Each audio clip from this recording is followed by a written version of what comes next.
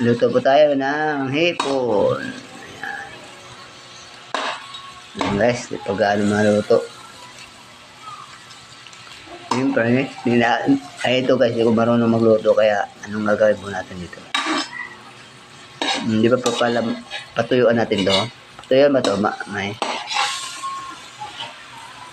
magpa-practice po tayo na magluto guys, kasi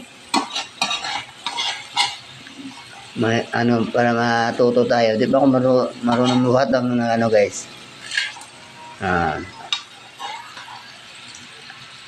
Hipon for today's video ay hipon na pinatuyo.